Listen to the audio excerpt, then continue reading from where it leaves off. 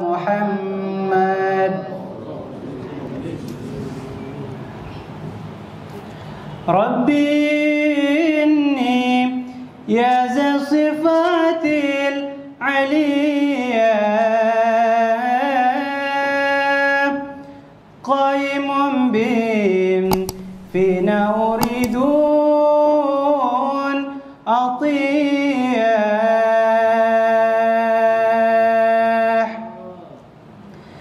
تحت باب الرجا وقفتم بذل فاغثني بالقصد قبل المنية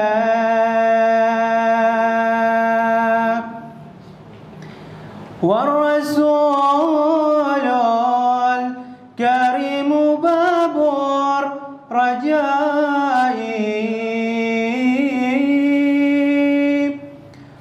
فهو غوثي وغوث كل البرية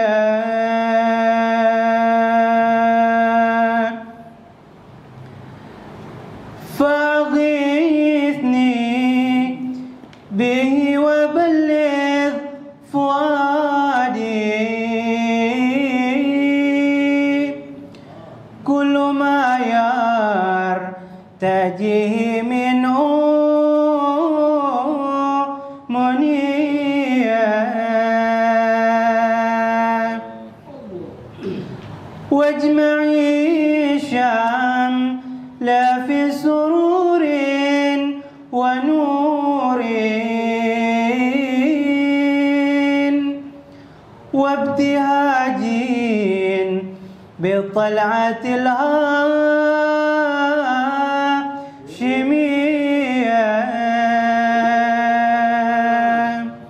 الله الله مع صدق الإقبال في كل أمر قد قصدنا والصدق في كل نية ربي فاسلك بنا سبيل الرجال سلكوا في الطرق طريقا سويا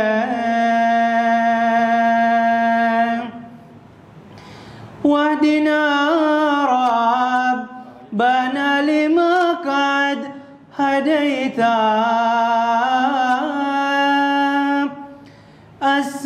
السادة العارفين على المزية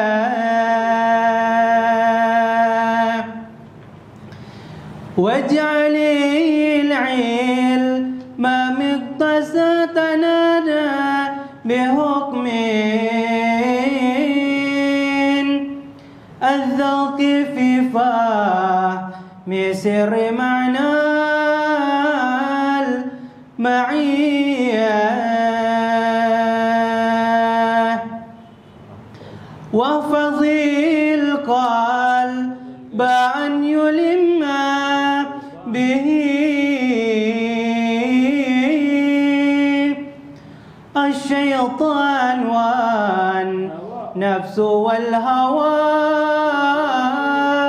والدنيا والحمد لله رب العالمين.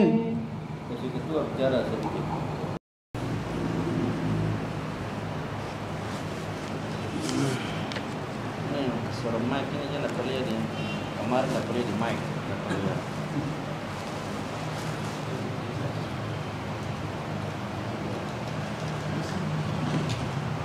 Bismillahirrahmanirrahim.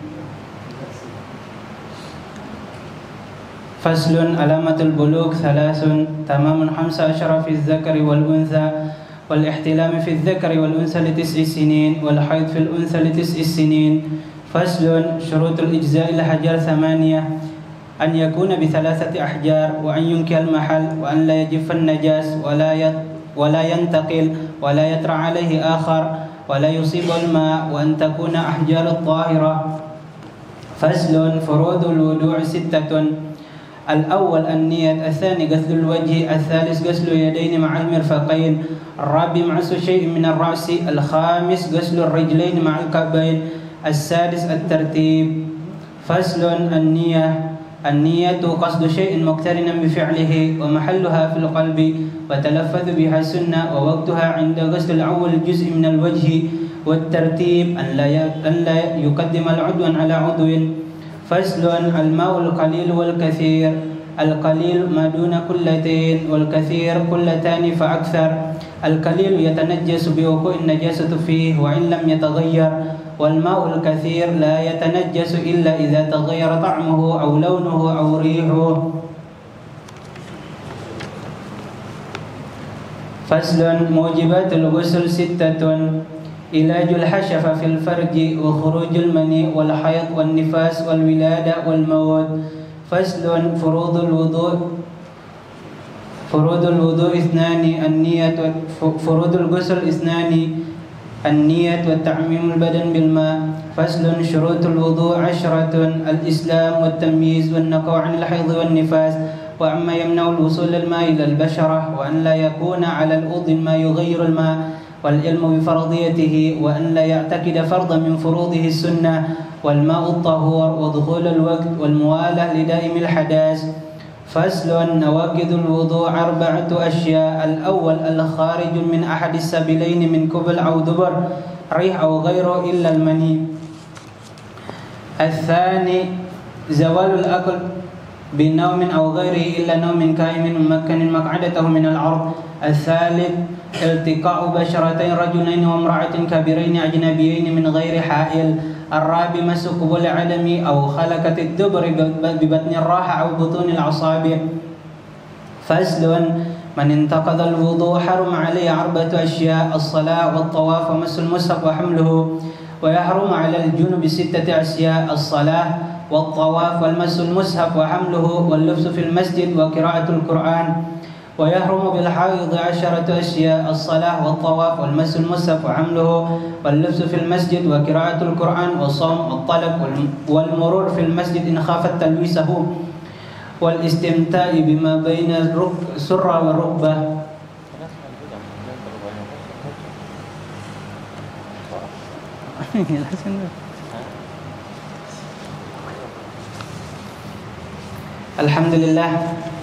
Alhamdulillah Rabbil Alamin, wa bihi nasta'in ala umur dunya waddin, wassalatu wassalamu ala ashrafil anbiya'i wal mursalin, sayyidina wa maulana Muhammadin wa ala alihi wa sahbihi ajma'in, amma ba'd. Rabbi syrah li sadri wa yassir li amri wa hlul 'uqdatam min lisani yafqahu qawli. Alhamdulillah, yang kami muliakan guru kita bersama Al-Habib Rifki bin Idrus Al-Hamid. Semoga Allah Subhanahu wa taala selalu memberikan panjang umur, sehat, afiat kepada beliau, manfaat dunia wal akhirah insyaallah. Para jamaah, para habaib yang hadir pada malam hari ini, yang tidak dapat kami sebutkan namanya satu persatu, namun tidak mengurangi rasa ta'zim dan hormat kami kepada antum-antum sekalian. Sekarang kita membahas faslun tentang alamatul bulugh. Alamatul bulugh artinya tanda-tanda alamat seseorang itu baligh.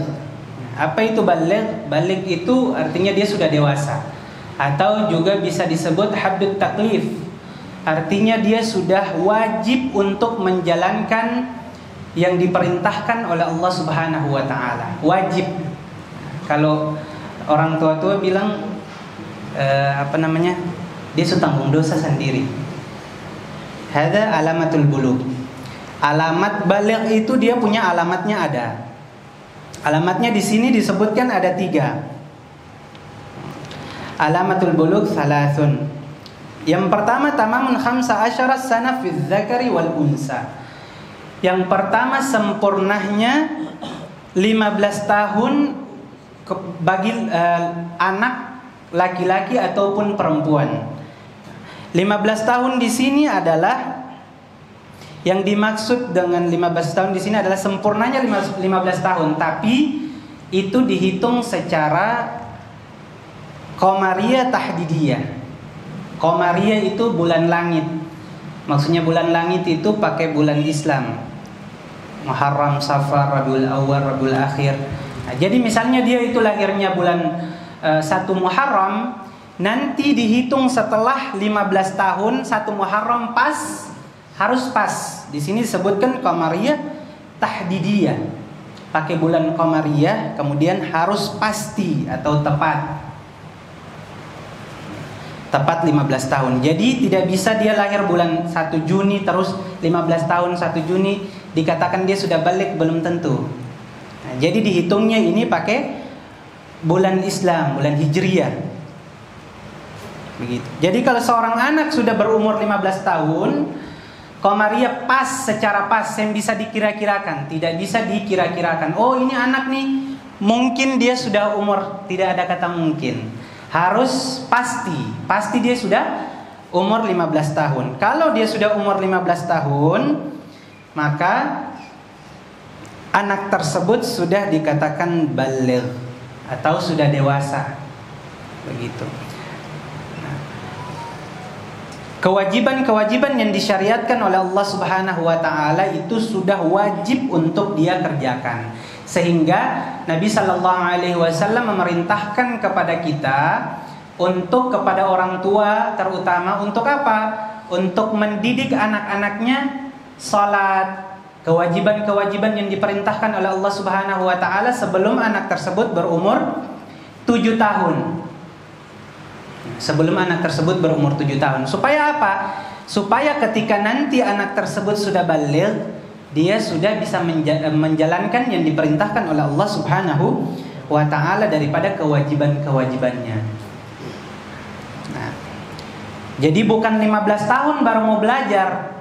Bukan 15 tahun baru dia mengenal itu apa itu sholat, apa itu puasa. Tidak, tapi seharusnya sebelum 7 tahun itu dia sudah belajar. Kenapa disebutkan sebelum 7 tahun? Nah, karena jawabannya ada di alamatul bulugh yang kedua. Yang kedua daripada alamatul bulugh yaitu wal ihtilam fi dzakari wal unsa li tis'is sinin. Ihtilam, mimpi, fi dzakari wal unsa, bagi laki-laki, anak laki-laki dan perempuan. Kapan itu? Litis'i sinin, ketika anak tersebut berumur 9 tahun. Sehingga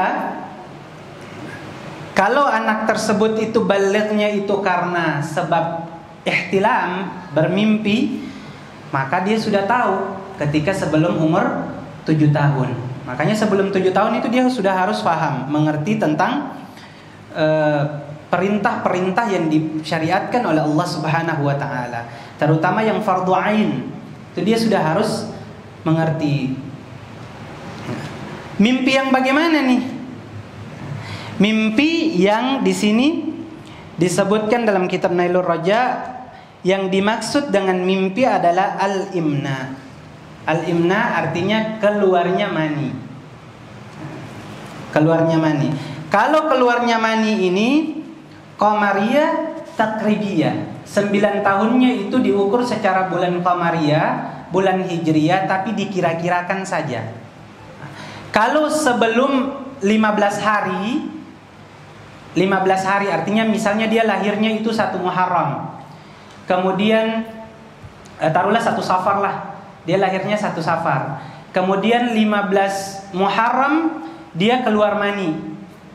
15 Muharram dia keluar mani.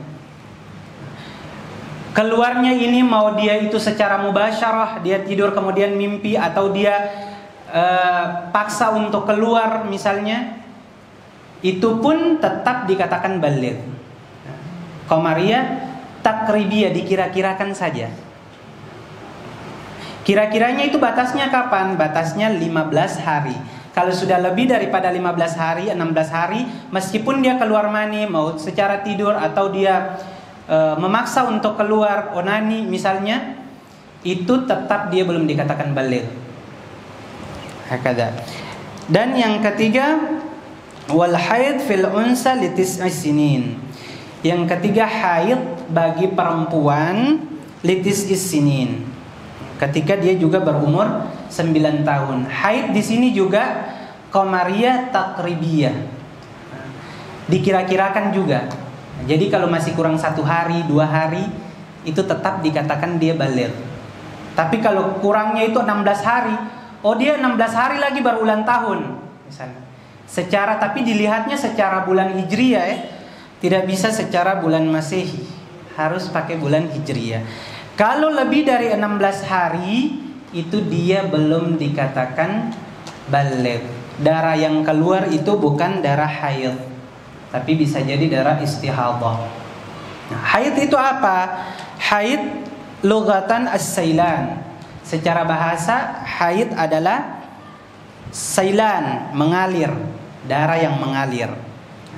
Tapi yang dimaksud dengan haid di sini adalah damul jibillati yakhruju min aqsar rahimil mar'a ala sabilis siha fi awqatil makhsusah. Yang dimaksud dengan haid di sini adalah damul jibillah, darah kebiasaan. Jadi ini kebiasaannya untuk perempuan saja, laki-laki sering keluar darah. Nah, kebiasaannya itu untuk perempuan saja. Damul jibillah yakhruju min aqsar rahimil mar'a, yang keluar dari pangkal kemaluannya perempuan.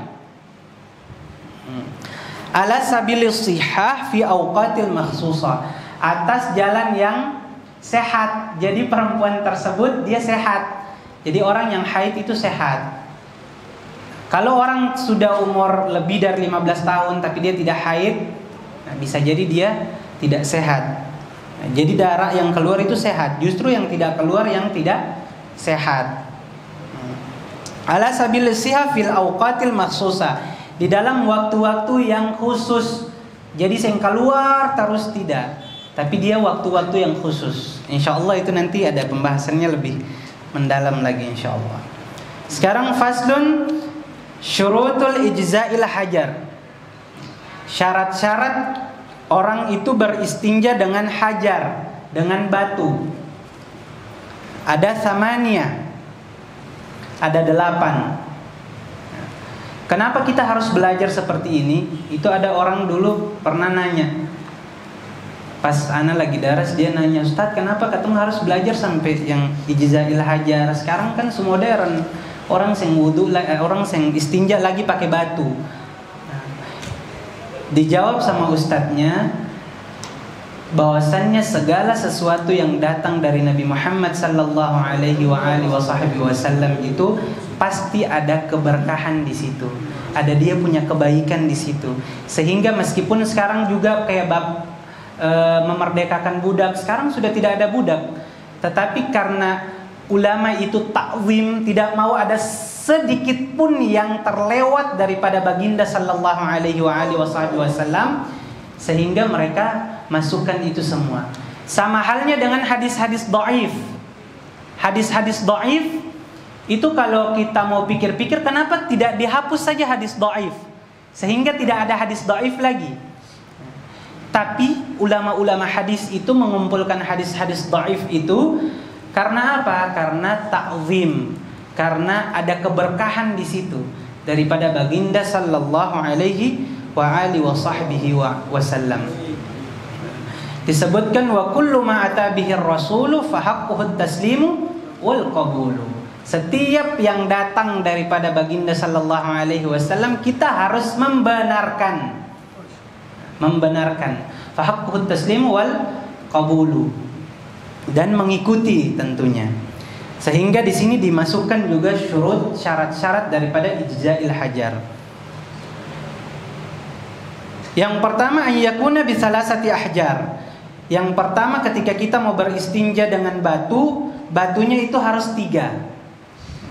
Kalau batunya itu tidak nyampe 3, harus ada 3 sudut. Harus ada 3 sudut. Nah, jadi ada 3 sudut batu segitiga begitu. Kenapa? Karena batu yang sudah tercampur dengan najis itu tidak bisa digunakan kembali untuk beristinja. Sehingga harus dengan 3 batu atau dengan bisalasati masahat, atau dengan 3 gosokan, 3 kali usap. Begitu. Yang kedua, wa an yungkil mahal, membersihkan apa yang dibersihkan itu ketika kita beristinja dengan hajar. Ini juga sama halnya kalau kita berada di tempat yang tidak ada air. Misalnya, rasa buang air, mau istinja, tidak ada air. Nah, pakai batu. Yang dimaksud dengan batu itu adalah kullu jamid, segala sesuatu yang keras. Nah, misalnya tisu. Kalau digumpal begini jadi keras, itu juga bisa dikatakan batu. Daun misalnya, ada camping misalnya, tidak ada WC, ya kan? Nah, mau istinja pakai apa? Pakai daun misalnya, bisa. Tapi insya Allah di villa ada WC, tapi insya Allah fasilitasnya lengkap insya Allah. Nah, jadi wa an yungkil mahal. Jadi yang dimaksud dengan batu di sini adalah kullu jamid, setiap segala sesuatu yang keras. Kullu jamid tahir qali ghairu muhtaram.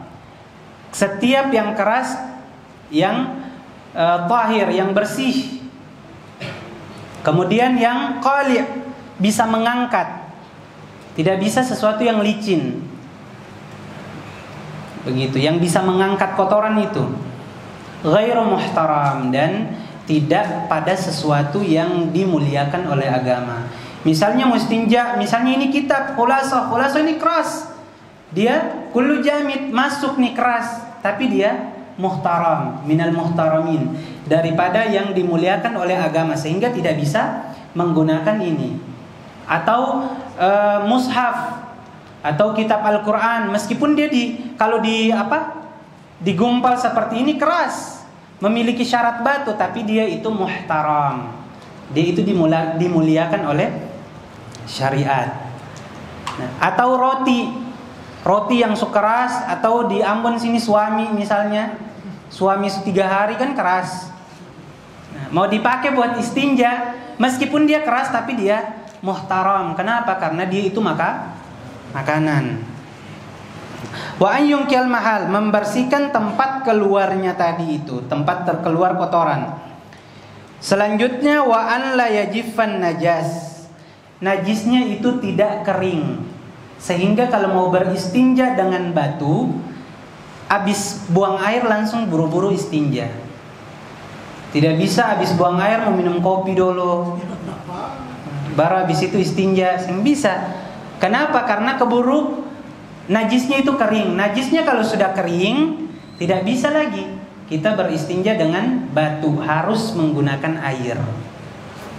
Begitu. Yang selanjutnya wa an la yantaqil. Najisnya itu tidak berpindah. Misalnya habis buang air berpindah kemana-mana, yang bisa lagi. Berpindah dalam artian di sini adalah di dalam anggota tubuh seseorang. Kalau anggota tubuhnya tadi itu sudah berpindah najis itu di anggota tubuhnya, maka tidak bisa beristinja dengan batu lagi, harus pakai air. Kemudian selanjutnya wa an la yatra alaihi akhar. Tidak datang sesuatu yang lain. Contoh misalnya dia habis kencing, buang air kecil. Dia mau beristinja, kemudian datang sesuatu yang lain. Sesuatu yang lain contohnya apa? Contohnya keluar darah. Ada sesuatu yang lain selain daripada buang air kecilnya tadi itu, sehingga ketika datang sesuatu yang lain, maka dia harus beristinja dengan air. Selanjutnya wa an la yujawiz safhatahu wa hasyafatahu. Tidak melewati, wa an la yujawiz, tidak melewati atau tidak meper begitu, safhatahu wa hasyafah. Tidak melewati kotorannya itu, tidak melewati daripada apa? Daripada safhah. Apa itu safhatah? Safhatah itu adalah kerutan dubur. Jadi di dubur ada kerutannya, itu namanya safhah. Kalau hasyafah itu mohon maaf, hasyafah itu helmnya kemaluan laki-laki. Jadi kemaluan laki-laki helmnya itu namanya hasyafah. Kalau kotorannya itu sudah melewati dari safhah tadi itu, kerutan dubur sama hasyafah, maka dia harus beristinja pakai air. Sudah tidak bisa lagi beristinja bil hajar. Yang selanjutnya wa an la yusibahul ma, dan tidak tercampur dengan air. Misalnya batunya itu basah tercampur dengan air, atau alat yang kita jadikan sebagai batu itu basah tercampur dengan air, maka harus beristinja dengan air, tidak bisa lagi beristinja dengan batu. Dan yang terakhir wa an takuna ahjarut tahirah, batu yang mau kita gunakan untuk beristinja itu harus batu yang suci. Tidak bisa batu yang mutanajis, batu yang tercampur dengan najis. Begitu. Misalnya kotoran kuda yang kering keras, dia bisa mengangkat dia, tapi dia najis. Makanya tidak bisa digunakan untuk beristinja. Mungkin itu saja yang dapat saya sampaikan kajian kita tentang Safinatun Najah. Selanjutnya kita persilahkan kepada guru kita Al-Habib Rifki Al-Hamid untuk menyampaikan mau'izah hasanah untuk kita semua. Wassalamualaikum warahmatullahi wabarakatuh.